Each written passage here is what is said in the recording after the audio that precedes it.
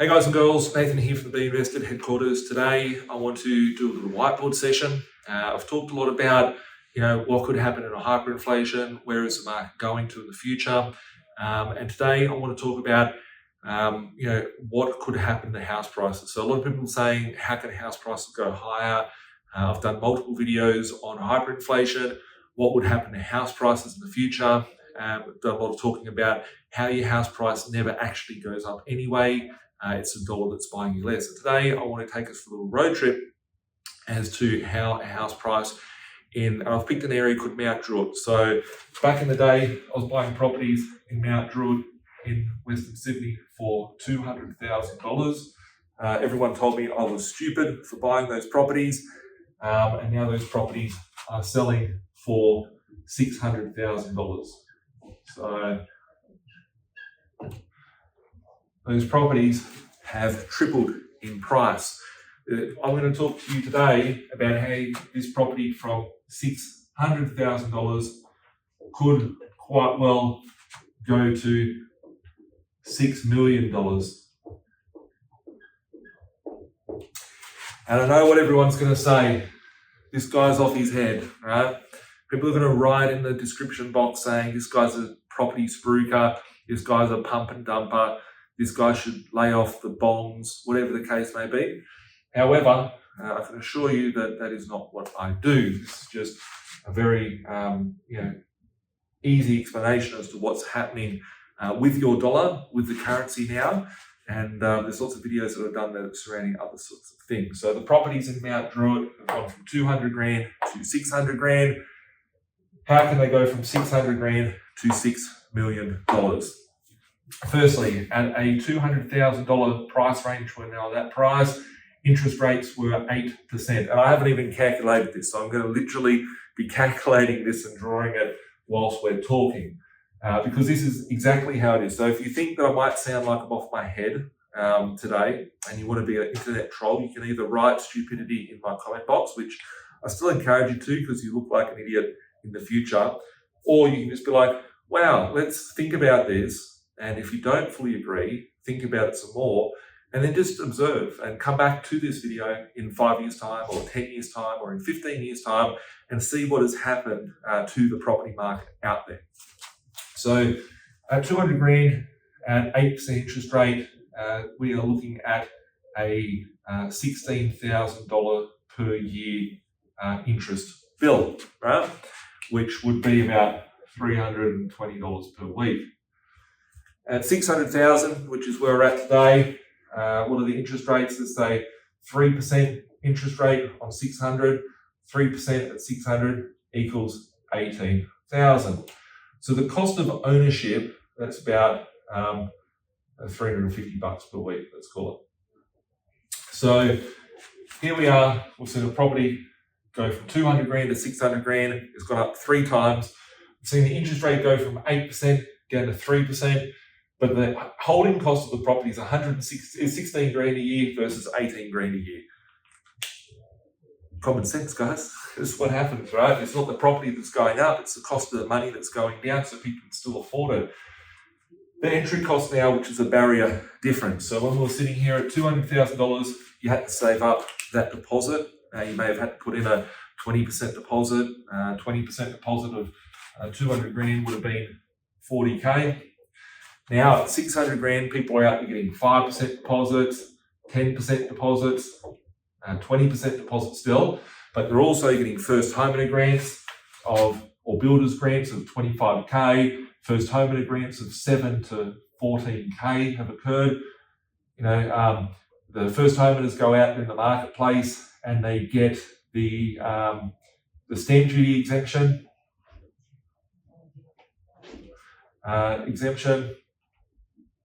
and then they also get the deposit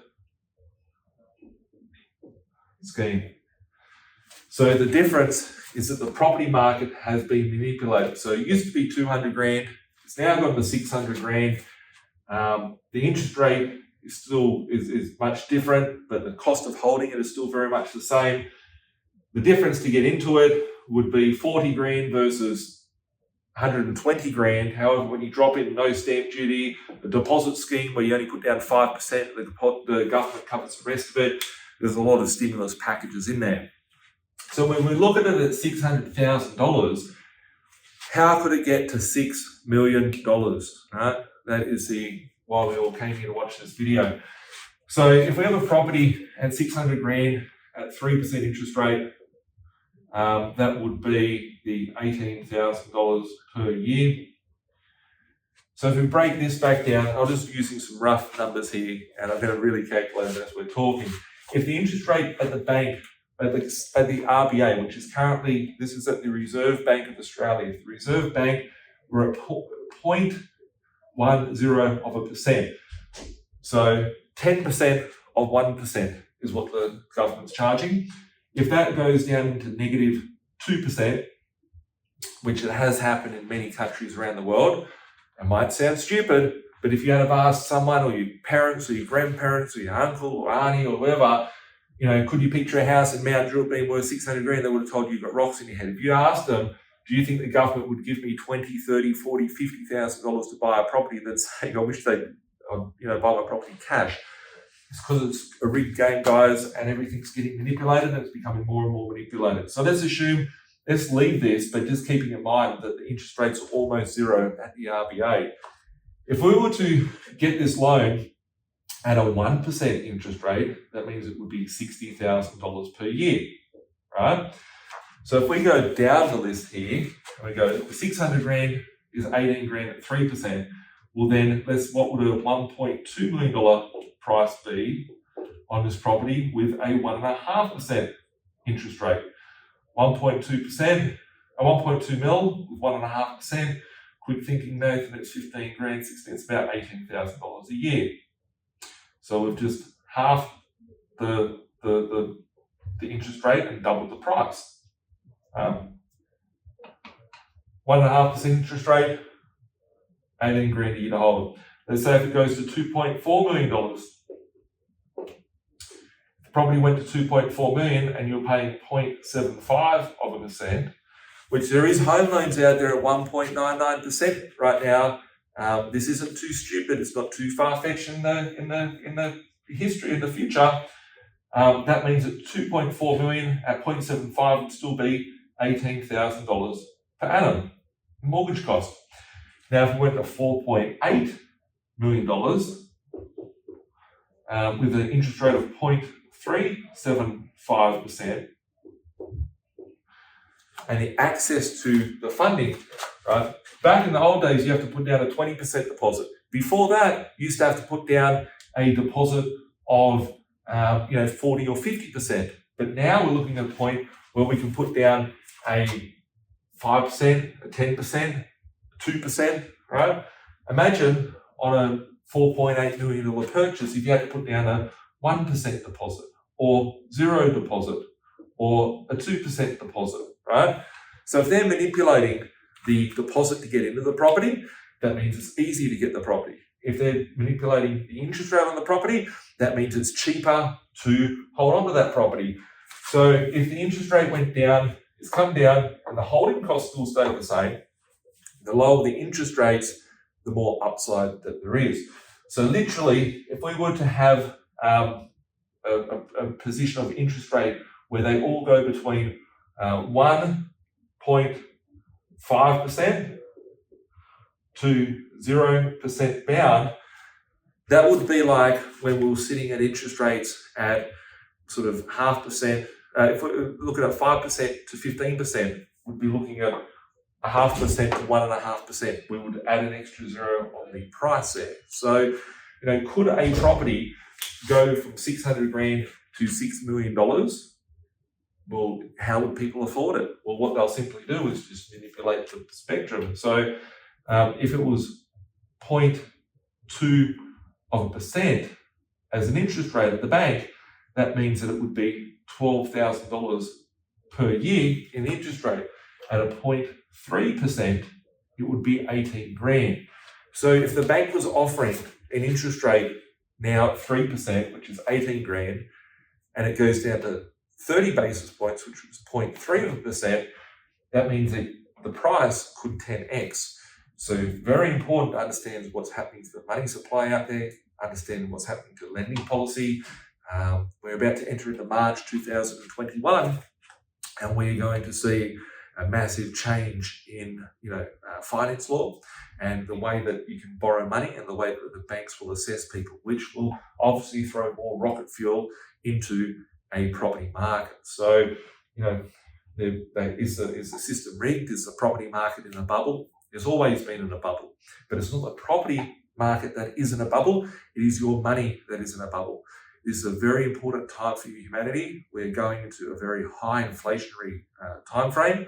And, this is a good way of printing money, is just by manipulating the parameters of it. So if you think that holding cash in the bank is the best thing to do, go hold cash in the bank. But I know when I hold my cash in the bank and I look at what I can buy, every week I'm buying less and less for the same money. So inflation is gobbling it up. So is there a possibility that 20 years ago you could buy a house for 200, it's now worth 600? That's what happened. Now that it's at 600, could it go to 6 million? It's very possible to, because we're only working with very small parameters now. 1%, right? If you increase the interest rates by 1%, it would double the cost of the interest rate, right? If you increase the interest rates by 1% in the past, it would have added 10% extra cost. So we've got a very low band of movement there from the central banks and from the actual consumer banks where we borrow money from. So it's a very exciting time. So could properties go up from 600 grand to $6 million in Western Sydney, call it Mount Druitt? If an average home in your area is worth 600 grand, how could it get to $6 million? Well, what they've got to do is the government's got to print more money on this side to give you stimulus checks, give you stimmy checks, right? Job keeper, job seeker, job maker, home builder, home buyer, stamp duty exemptions, whatever it's going to be, is going to all add to this. The reason why I like playing with those cheaper end properties is because the upside potential is so much greater. If we look at the average house prices around Sydney, people are paying $1 million for a property. How much income do you have to support that $1 million loan? You might need 100 grand a year or 150 grand a year. However, if you're buying a property at $100,000 or $200,000 today, you need, it's very little to pay off a 100 grand mortgage. A 100 grand mortgage at 3% is $3,000 per year in interest. So if you're getting a loan or a property for $100,000, which you can in major capital cities in Australia, you're buying a property for 100 grand, it's got a 3% interest rate attached to it, that's $3,000 a year. Divided by 52 weeks is $60 per week in interest repayments. Who can afford to pay $60 per week in interest repayments? Everybody. If you're getting $200 a week or $300 a week rent, then you've got a lot of cash left over. So properties are becoming cash flow positive. There's lots of opportunities out there. As the velocity of money starts moving and circulating through the system, we will see these things change and disappear from the market. But I guess that's the opportunity that's right there, because these things have far greater heights to go as they manipulate the lower bound in the monetary cycle. So on that note, guys, you can call me a dickhead, you can call me a genius, you can say whatever you want. The comment section's below. You either get a like because we're on the same page, or you won't even get a reaction from us because we'll come back in 5 years' time and see what the actual outcome will be. Thanks for watching, guys. Take care. Have a great day. Bye for now.